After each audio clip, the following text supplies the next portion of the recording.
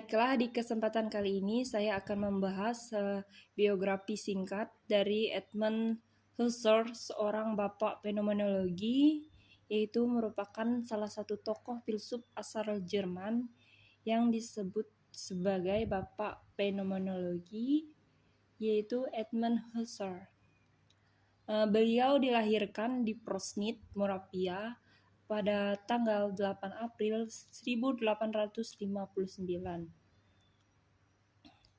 Edmund terkenal dengan prinsip metodologinya bahwa fenomenologi adalah cabang dari ilmu filosofi yang universal.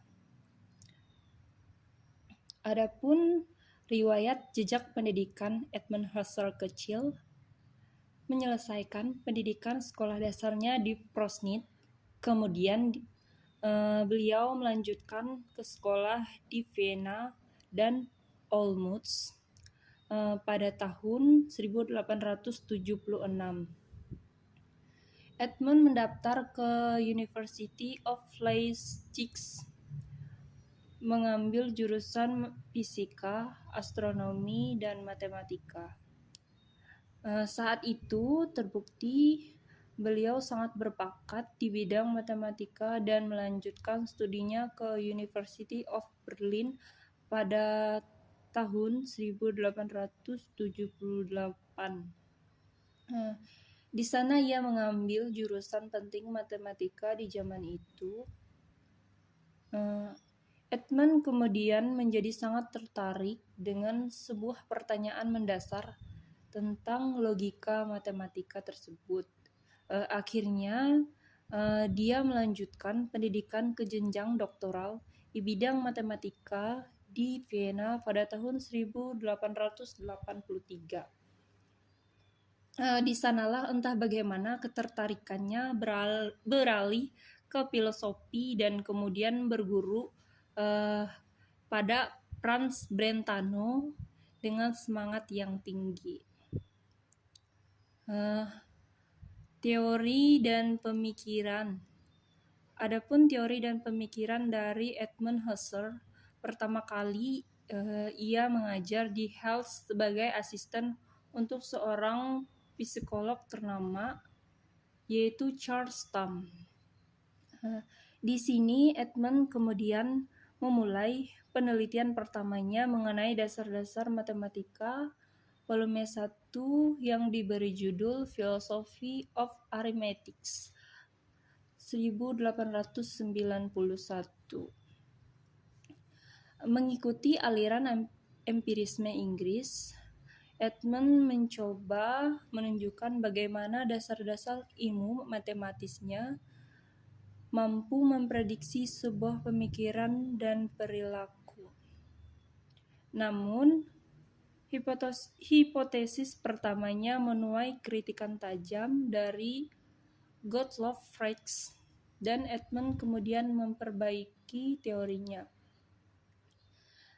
Beliau menganalisa pertanyaan mendasarnya di masa lalu dengan sebuah dasar teori matematisnya untuk pemikiran rasional atau logis.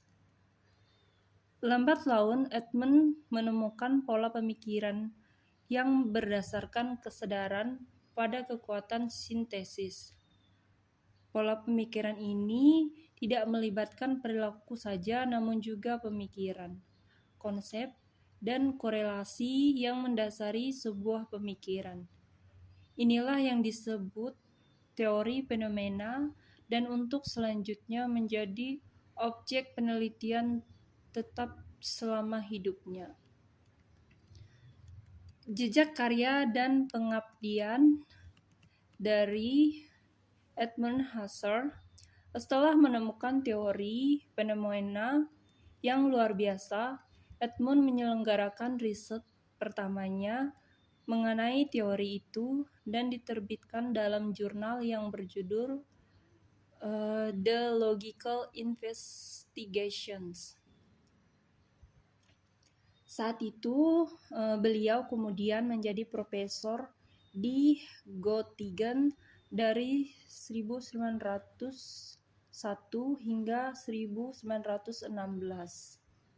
Selama menjadi profesor, Edmund banyak menghasilkan karya seperti Philosophy as a Rigorous Science, The Idea of Phenomenology, dan bagian pertama dari Ideas Towards a Fourth Phenomenology di tahun 1913.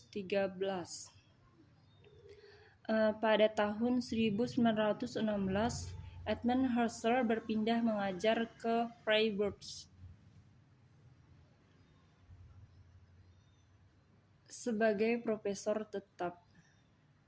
Disinilah beliau melanjutkan bagian kedua dan ketiga dari buku Ideas Towards a Fourth Phenomenology yang dimulainya pada tahun 1913 bersamaan dengan 3 karya panjang yang lain. Edmund pensiun pada tahun 1929 dan tetap di Freiburg untuk terus menulis karya yang menambah panjang biografi Edmund Husserl.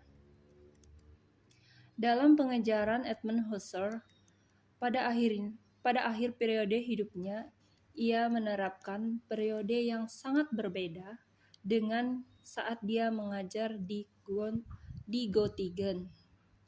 Edmund sangat serius dalam melakukan riset untuk melengkapi dan membuktikan teorinya. Beliau tidak pernah berhenti melakukan riset dan selalu menganggap dirinya sebagai seorang pemula.